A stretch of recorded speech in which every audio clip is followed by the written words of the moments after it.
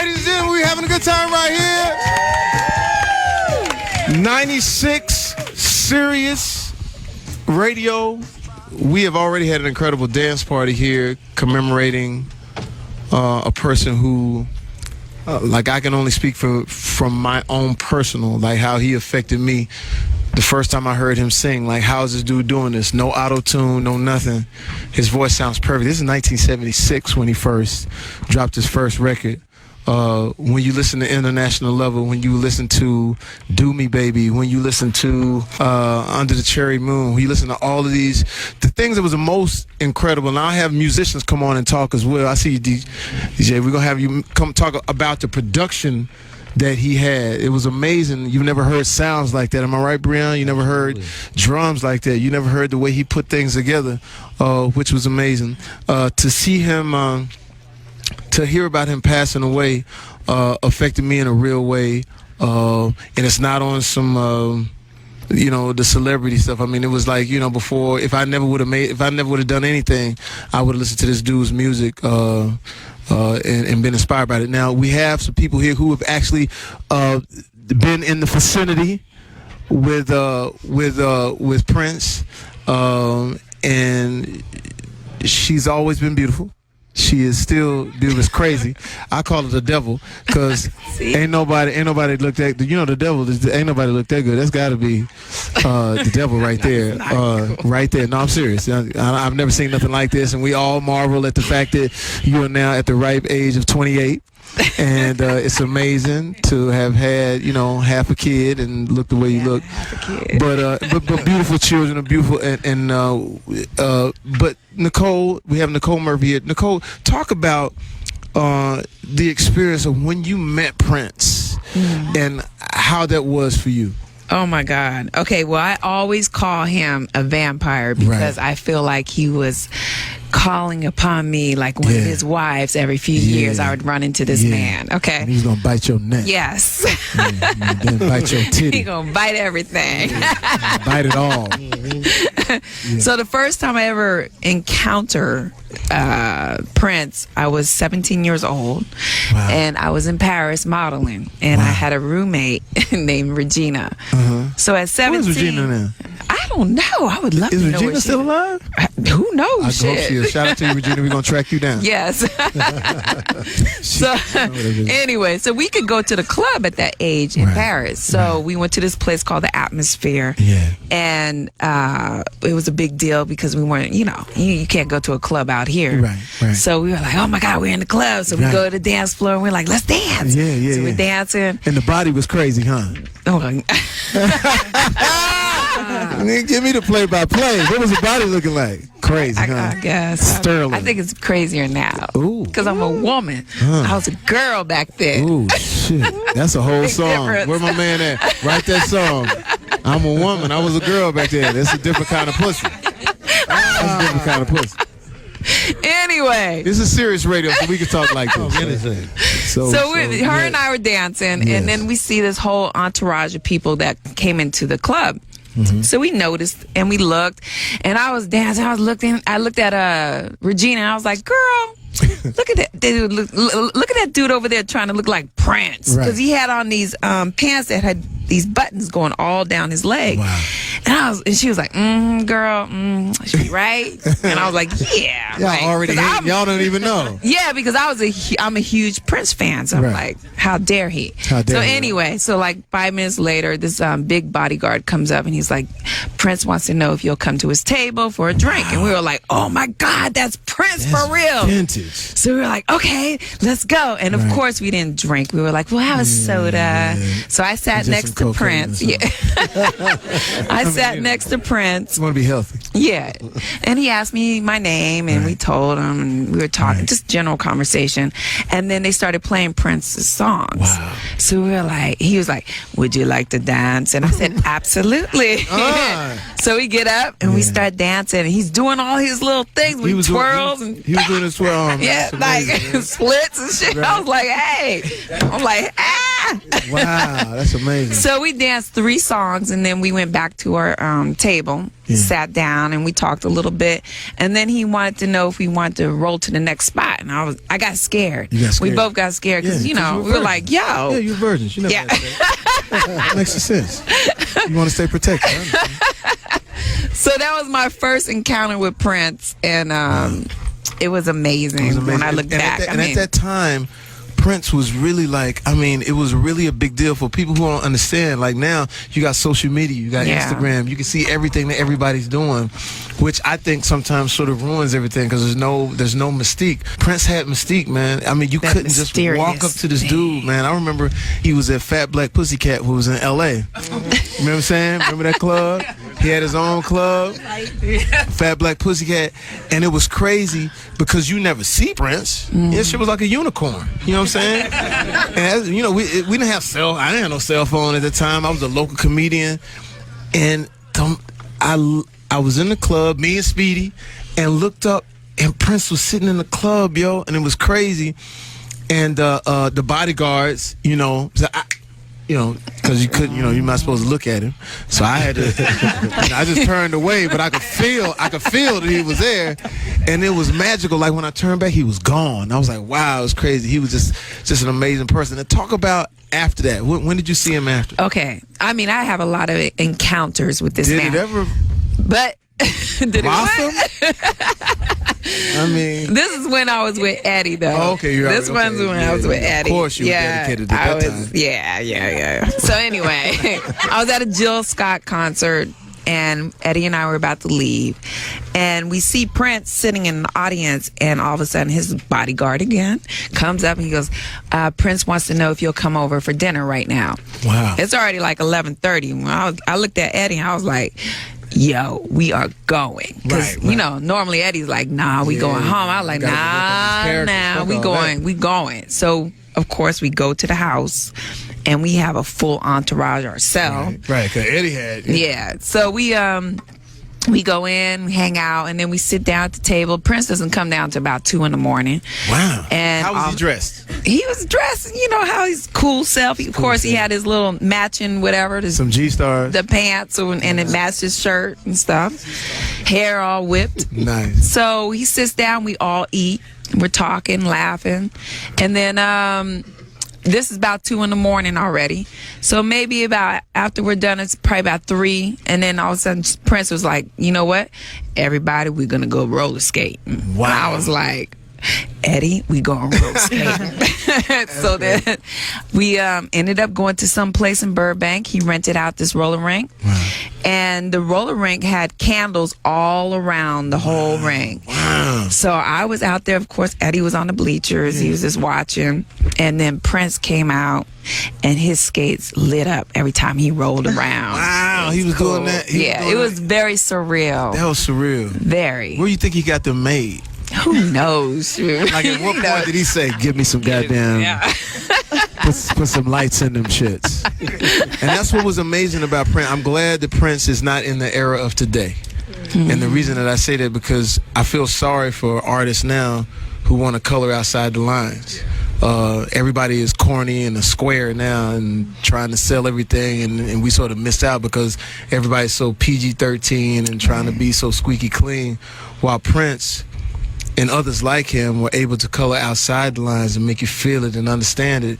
And with the way society is now, with the memes and all of the craziness, we probably wouldn't have gotten him the way we get him now. But it's great to see that he was able to be legendary, be able to do his thing and move. And the thing about it is like, even my daughter asked, Dad, what was with his clothes? I said, it's amazing when a man can wear clothes like that, but still command women. I watched this dude at the Pantages Theater. He did a show at the Pantages, little small theater, and we all went. And this is what was great about his showmanship. Like, we don't have a lot of people that have showmanship. And it was very simple. We would go to the Pantages. This is maybe like 1,800 people, 1,800 seats. And so it's packed out. And I took my sister for the first time and to see Prince. And my boy Speedy was with me. And Prince didn't come out. He had a guy come out and announce, hey, Prince is sick. do you guys want him to try to make it through the night, or do you want him to come back another day? And of course, he was like, no, you gotta play right now, motherfucker, come on, right? And so we were in a frenzy. The guy leaves for about 15 minutes, comes back with a cell phone and says, "This is Prince," on the phone, right? And holds it up to the crowd. We went bananas, yelling, "Prince, come on, man, we need it." And the guy went, "Okay, I'll be back." Wow. So then we're sitting there, curtains closed, and all of a sudden you hear, you know how he's drum. We don't know what he playing, just some nondescript, music. And the band was playing. We was like, "Oh, that's crazy," And then the curtain opened up, and there was this band, but we didn't see Prince. And then all of a sudden, Prince, it seemed like he was already there, but we couldn't see him because it was a purple backdrop and he had on purple. So the motherfuckers just popped out of the wall, nigga, and said, "I heard you motherfuckers wasn't getting served." Love that. My God. Love that. I got wet. I was like, "Nigga, I got a dick. How does this happen?" But that's the thing, I think, with Prince, people don't realize this man was so talented. He could play every instrument. Yeah, every instrument. There's nobody like that. Nobody like it. And if you listen to the catalog, if you listen to the words, I don't know if you guys, I don't know how much you know. I know a lot of us know about Prince, but there was a song called "Sign of the Times." And the first line was, "In France, a skinny man died of a big disease with a little name. By chance, his girlfriend came across the needle, and soon she did the same. At home, they're 17-year-old boys, and their idea of fun is being in a gang called the Disciples, high on crack, toting a machine gun. Times." I was just like, "Damn, who writes that?" Yeah. He said, you know what I'm saying? The young, am I right? You didn't know that existed? I didn't know that existed. You have to get that. Oh, He said, God. "It's a silly note when the rocket ship explodes, but everybody still wants to fly. Some say a man ain't happy, less a man truly dies." We here for you, Prince. We love you. Make some noise. Right? We're going to take a break. We coming back. We coming back. We coming back. 96 Sirius Radio, Nicole Murphy. Thank you for that. Hang around. We got a lot of people. We got a lot of talent. People want to talk. It's Foxxhole. We'll be right back. We coming back. Let's make some We're back. It's Foxxhole Sirius 96. It is a night to remember. We are in an undisclosed mansion. We are. No one knows where we are. We probably will Instagram it and Snapchat it and all that. So you probably do know. That's another thing about. That's another thing about a person like Prince, who had mystique. A person who was so amazing. He would call up a person like 1500 and say, "I want to have you come play because." Tell those guys to be quiet out there. "I want to have you come play because he knows about your music." Talk about that. Talk about getting a call from Prince. You can't be no more than 19. Look at you. When he called you? When you was 12, boy? You're young. He called you, and what happened? I'm actually 31. No. But good genes. Nah, Prince Black called, don't crack. There it is. Prince called me and my partner Rance, and he didn't call us directly. He called someone, that we know. Right. And he basically was like, "Yo, man, I've been hearing about the band. I've been following y'all. I want y'all to send your engineer to come to my house, and so I can see how y'all work and, how y'all do y'all production." So, as you know, Prince is a peculiar individual. You know what I'm saying? So it was like, we're like, okay. So did they put like bags over your head? Nah, listen. You didn't know where you were, and you just popped up in a purple field. What's so? You know what I'm saying? Surrounded by unicorns. What's so crazy about the whole situation is that we were so intimidated. We felt like we had to have the best person ever in life. Yeah. You know what I'm saying? Like, we looking at our engineer like, all right, so let's call Kanye engineer. Like, let's like, we calling people. They like, "Nigga, I'm with Kanye." Like, what? You know what I'm saying? So we actually didn't even have the opportunity. Well, we had the opportunity, but we didn't execute because we were so in awe and tried to raise the bar more than what we normally do. You know what I'm saying? So we didn't really get to go out there, but it was just crazy that he would even reach out, to recognize what we're doing. And also in addition to that, we've been working with Snoop. Shout out to Uncle Snoop. And me and Rance were. I thought it smelled weed when y'all walked Just a little bit. I'm sorry, man. Just a little bit. So yeah, me and Rance, we work with Snoop a lot, and we were at his studio, and we were working with Morris Day. And this was like 2 weeks ago, and 2 weeks ago. Yeah, we doing it. We doing this whole album. If you go on his Instagram, like we working on Morris Day's album, and we were just talking about our influence from Morris Day and Prince, and how 1500 or Nothing is basically, representing being yourself. You know what I'm saying? That's what Prince represented. That's when we were born, that's what we knew, because our parents was playing this, and you know what I'm saying? That's all we knew. You're a young guy, so what was the first Prince record you remember? Man, I'm talking about from Head to, I just realized what Head was like 3 years ago. Wow. You know what I'm saying? I'm like, you was Jesus, he was You was 28? No.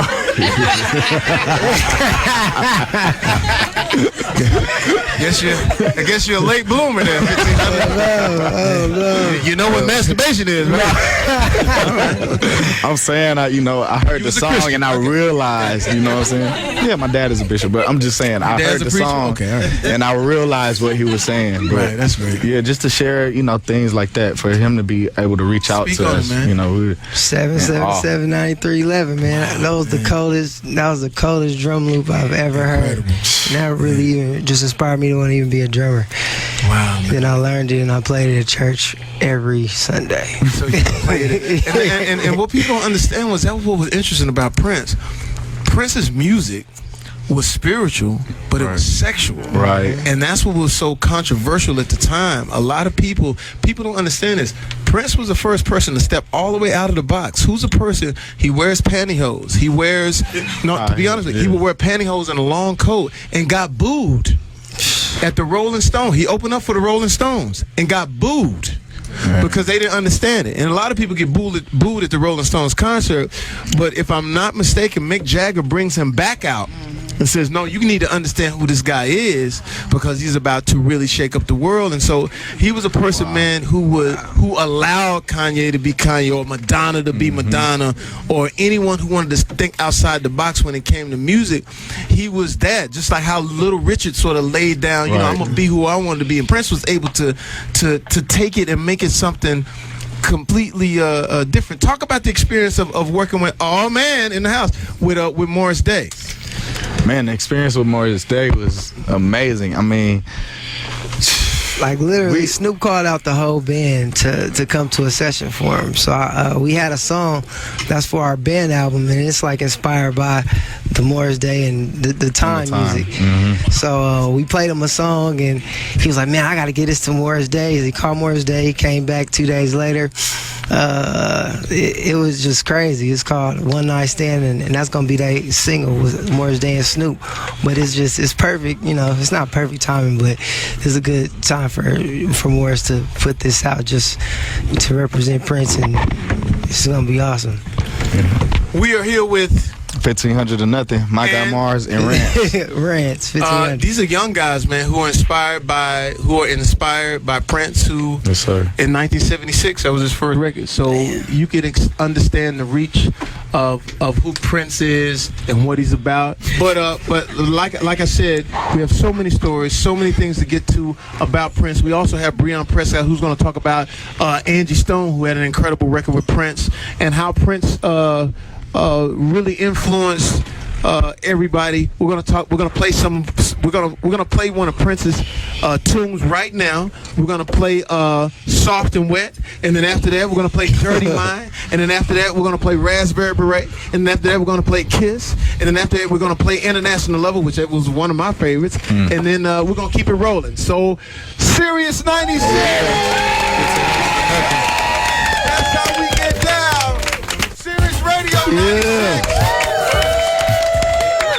Sirius Foxxhole. It is a sad moment, but at the same time, Nicole, you would agree that it's a celebratory moment. Absolutely. I don't know how you feel, but I probably wouldn't be able to do this by myself, because it was like, sometimes when you celebrities die, it's like sometimes it's like you don't really have a connection. But it's like, this dude is like everything I thought about being, which I couldn't be. There was no way I could be like him. Here's the thing about, we're all competitive. And so, you know, like, when you hear someone sing, it's like, I can't sing like that. You can't wear them shoes. I can't wear them shoes like that. I can't dress like, I don't look like that. It was hard. Like, you know, like, you're not, you know how guys, how we are, like, we competitive with our women. When you see somebody like Prince, you just have to let that go. Like, you know, like you know, your girl, like this is what I'm saying. Niggas be like, okay, I've been working out, I do it, but you don't look like that guy. Like, he would have one album cover, the nigga was laying on the bed and his ass was kind of showing. And I literally, like, tore that part out of the album. I said, my girl will never see this shit. Because it was like, I couldn't compete with that. I felt like he was gonna fuck my girl just metaphorically. Like, because it's like, my girl be like, you know, we having sex or whatever, but she be looking at Prince's poster like, I'm not here, I'm with that dude. And then when you sneak out and you get some money, you put up a little money and you go see the When Doves Cry concert, and you just go, wow, man, there's no jealousy here. There's so much appreciation that even if Prince had came to my house and I was with my girl, I would offer her up to him. Like a sacrifice, like in Roots when they held up Kunta Kinte, I would strip her naked and hold her up to Prince, like, please. No one greater than yourself, Prince, please fuck my girlfriend. You know what I'm saying? And she would have done it. And it was amazing to see someone who had all of that, who looked good, who was I know now today, and this ain't, you know, I know today everything, you know, politically great, but it was some grown man shit he was doing. It was like when he sat down and he started playing and he sung, I don't know how you felt. I was in the neighborhood, and in my neighborhood, everyone wasn't allowed to listen to Prince. But I knew, because I was in a church neighborhood, it was everything. My church name. But when he came out with the song, If I Was Your Girlfriend. Oh, my God. I said, first of all, who does that? Like, who said, like, how is, I'm thinking, because I hadn't heard the record yet. You got to think, it was no iTunes. It was no nothing. Nigga, you had to wait till that bitch came on the radio, and we had AM. Right. We didn't have no FM shit, so I had to go to Mitchell Duncan's house, who smoked a little reefer, and, you know, Mitchell was the first one who told me about, you know, the girls. He said, I had to go to Mitchell's house and listen to his radio. He says, nigga, you hear this nigga Prince? This nigga got a song called If I Was Your Girlfriend. I'm like, how do you say that? And the first line was, if I was your girlfriend, would you remember all the things you forgot when I was your man? Wow. That is so deep. You young motherfuckers ain't wrote nothing like that ever in your life. I agree. Nothing against the young music. Nothing against the young music. But it spoke to me in such a way where I sat down and said, Mitchell, do you mind if I just sit here, man? He said, yeah, go ahead, young player. And I sat there and listened to that dude, and I said, man, I've never heard anyone talk like that. So for an artist, it made me want to think, how can I figure out whatever I want to do something that would be, I don't know, out of the box or be regarded like that. But I have never done anything in my life that fucks with that line. You know what I'm saying? There's not an artist on this planet that does it. Well, it's a few, but only a select few that can fuck with that one line that dude spoke about. Bresha Webb, who I think is one of the most incredible, talented human beings in the world. I compare her to Tracy Ullman all the time, but you're beyond that. She's amazing. She's also in Meet the Black. She's been on TV. I don't know how to explain how incredibly talented you are. But she is that, and be on the lookout for her. She's one of those ones, and I know, and you know that. But talk about how Prince kicked you out Yeah, I almost got kicked out the concert. Why? He don't like taking pictures. He don't like people taking pictures of him. Oh man. Yeah, so I have learned that been. firsthand. Yeah, so yeah, me too. But I grew up listening to Prince. My mom always knew I was different. Yeah. So my favorite color is purple because of Prince. How radiant. So she gave me Purple Rain. I was probably way too young to even understand what that movie was about, but I knew every song. I Will Die for You. Everything from the top to the bottom. I had my first heartbreak. The Beautiful Ones got me through it. I didn't even feel it. You know, I just was like, the beautiful ones. I feel the sorrow. But it meant so much to me to go to move the cups, the liquor out of my face. If I'm in the liquor. Yeah, but it meant so much to me to go to the Forum to see him perform. And, you know, I was taking pictures of everything. And, you know, he came on stage, I'm crying, I'm having an experience in church or something. And then all of a sudden, the guy's coming up and telling me to put my camera away. I said, okay, cool, you know, and put my camera away. And then I knew some people that were going to the after party, right? Right. And so I was like, oh my God, I'm famous. I'm going to the after party with all the famous people. I was not famous. Right. But I got to the after party and I see Prince walking in and I saw a chick he was with that was my friend. Right. Because he had a whole bunch of bitches, but this bitch, this particular bitch, I knew. Right. So I'm like, hey. You know, I'm screaming her name. I ain't gonna put her out there. Yeah. You know, but Eddie! You know, I'm screaming her name. Hilarious. So like, Eddie! Come here. Hey, girl. Hey. And she looking around. And, you know, she see me and keep looking around. I was like, I know that's my friend. She was at acting my like house. She ain't like she don't know me. Right. So I text the bitch. Yeah. And I see her go to her phone, look at it. She looked at the text. She put it, she had a, put it back down. Wow. She shaded me. She Shaded me. Because she was with Prince, She was honey. with Prince, you know what I'm saying? So she's walking past me, and so I'm like, Eddie! She's like, oh, hey, girl. I'm like, bitch, I just texted you. I see you. I see you. And she's like, girl, I know it's crazy. I'm like, bitch, you my bitch, when you start fucking Prince? And how is it? And how is it? Yeah, how is it? Is his dick big? Like,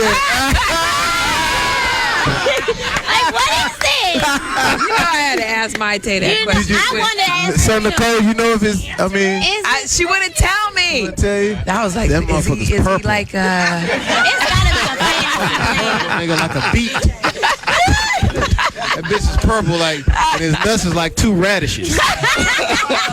Do you bang with the red or you bang with the blue? Anyway. But anyway, yeah, so anyway, I said, well, let's take a picture. Oh Lord.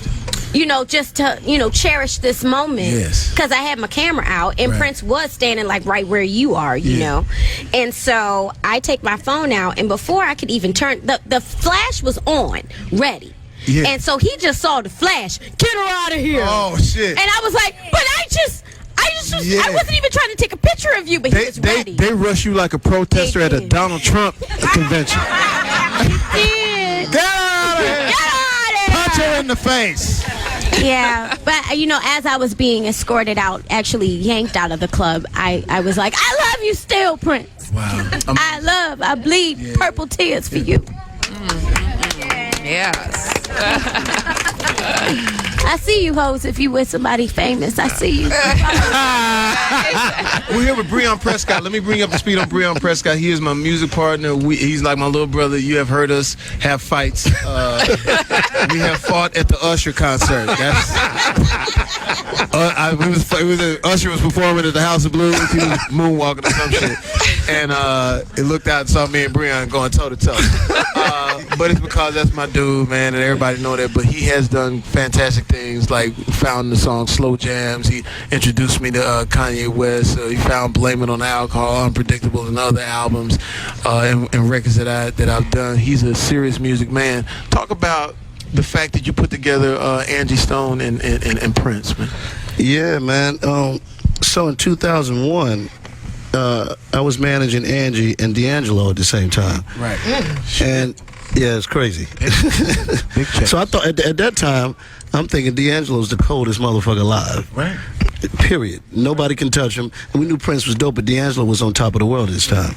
So Angie put out a record. I get a call after No More Rain, Sunshine in this, Angie Stone's song, No More Rain in This Cloud was out. Right. I get a call about 6 months after the song was out. It's a big hit at about 6 a.m. in the morning. And a guy calls and he says, do you manage Angie Stone? Wow. And I'm thinking, you know, you get a lot of calls. Who the fuck is this calling me this time of morning? Yeah, speak on it, Bree. I said, just from a spiritual point. Yeah. so he says, so I said, you know, I asked again, who is this? He said, it's Prince. Wow. So I'm really pissed off. I said, get the fuck off my phone. This is a true story. Playing. Get the fuck off my phone. Thought it was me. But he got a... But it's in a deep baritone voice. He said, nah, brother, I'm serious. It's Prince. So I wake the fuck up, for real. Like now I'm getting like a little girl. I wake the fuck up like, you serious, man? So he says, yeah, man, you really manage Angie? I said, yeah, I manage her. He says, hey, brother, I want to do a song with her. Wow, man. So at that time, I done lost everything. I can't talk. I don't know what to say next.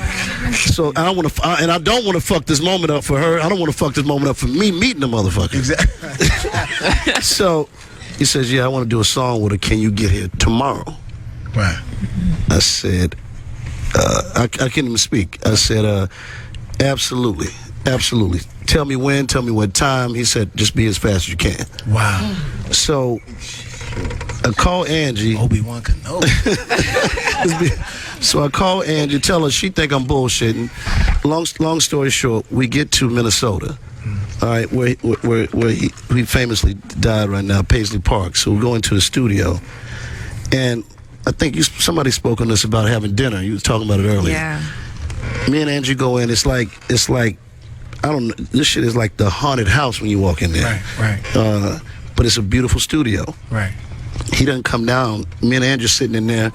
She's sitting in the studio. We're sitting in there like, man, let's don't fuck this moment up. You gonna record a song? Yeah. He doesn't come down for a whole hour. Wow. We're sitting in the studio by ourselves. Yeah. He came down and wrote a song in the studio on the spot.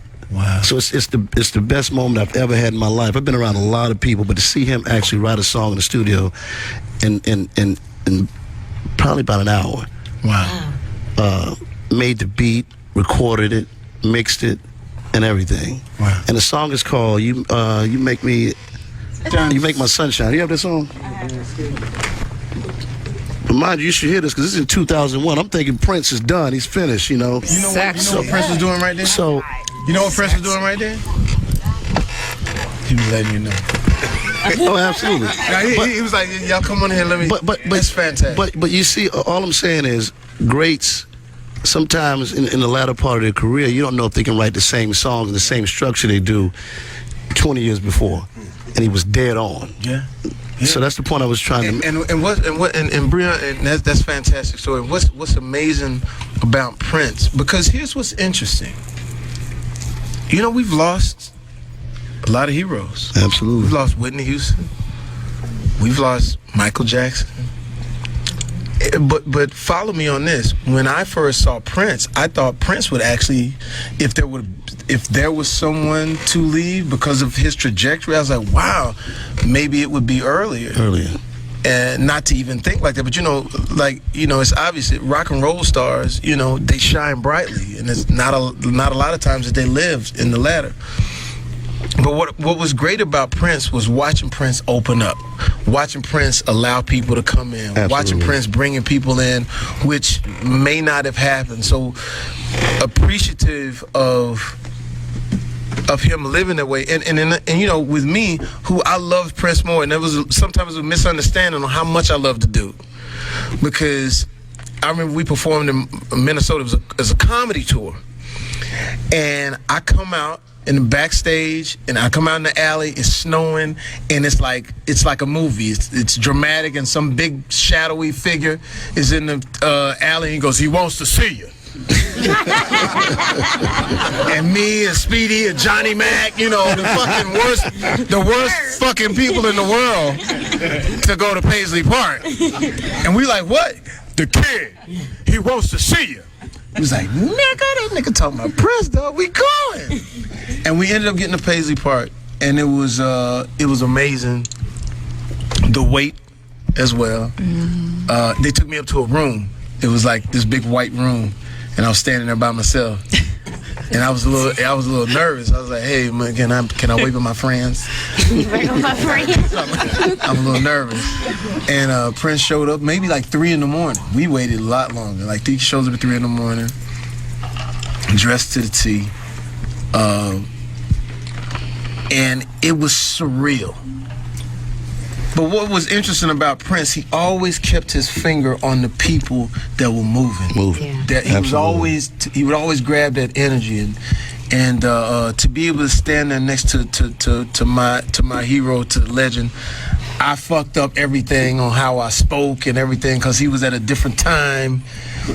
Because he was moving into the religious part of his life, and I'm still stuck on pussy control. Saying like, man, we'll talk about the bitches. He was like, nah, but he really taught me something about, elevating the work, and keeping the mystique of it. You know what I'm saying? Prince, one thing he did do, he kept his mystique. I remember when he came out at anytime he would come at the Golden Globes or somewhere where and people would just be shocked all the way. And this is the last story, and we're gonna end this, and we're gonna go and listen to some Prince song. You got any other stuff? And party. We can get to the party. Yeah, but here was the thing: to see him perform at Madison Square Garden, do all of the hits, in a elder statesman way. But to see now that everybody had caught on, all of those moments when I was sneaking to play 1999, sneaking to play Dirty Minds, sneaking to play all of these songs now, people were able to hear it, understand it, and see what it was about. It is amazing. Him being gone, to me, I don't know how you feel, is still surreal. Yeah. I can't wrap my huh? Oh man, well come on man, and do the poem right now, man. Do the poem. Huh? Yeah, and we also got Charlie Burrell here. He's gonna talk about the first time he experienced Prince. So we're gonna do a poem for Prince. Okay. And tell him who you are, brother.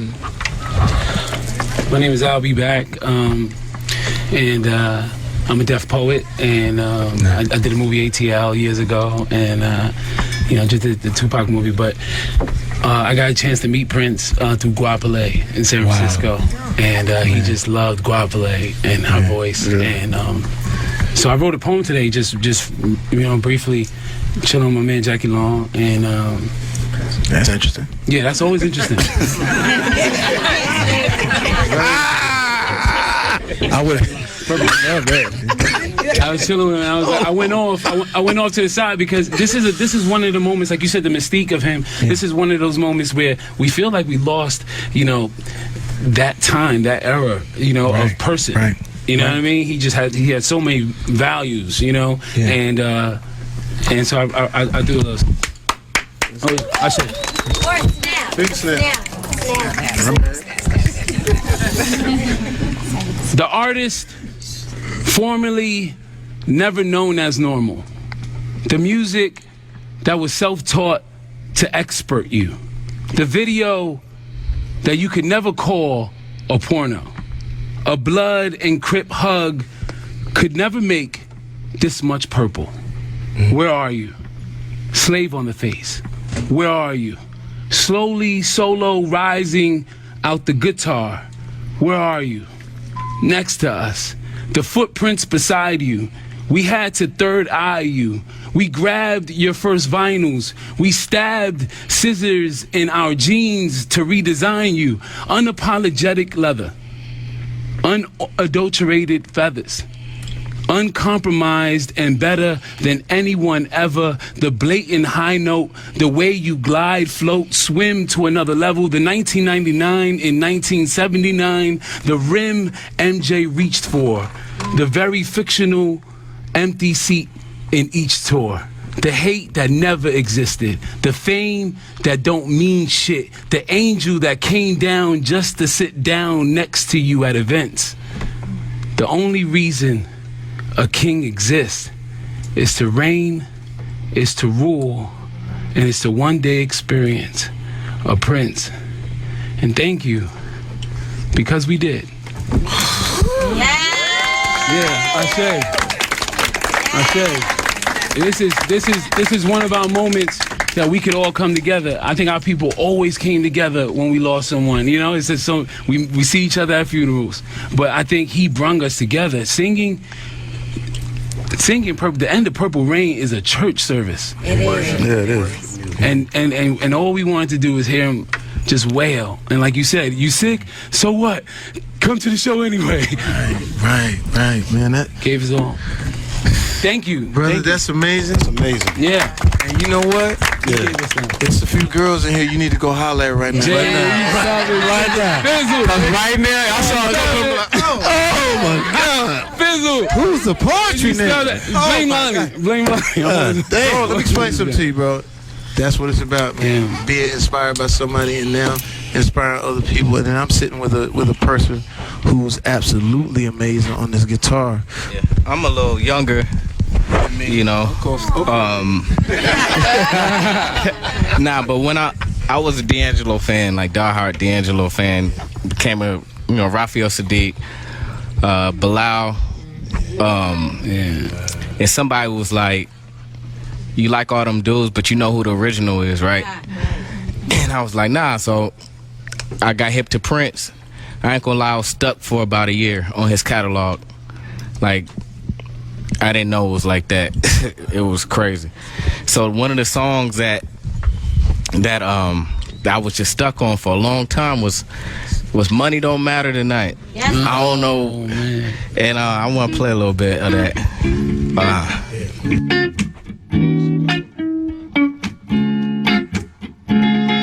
One more card in the 22. I'm lucky for here to make it. It never has enough time to treat this woman right. All he can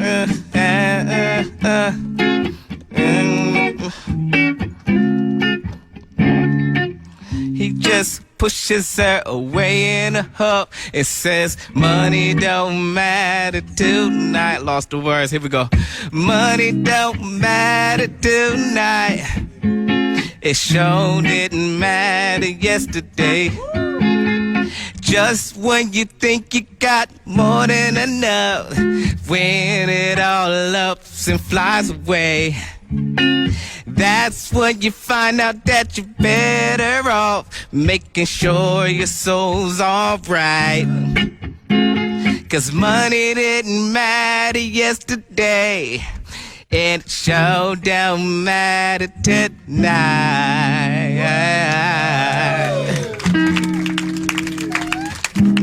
Ooh, ooh, don't matter. Don't matter tonight.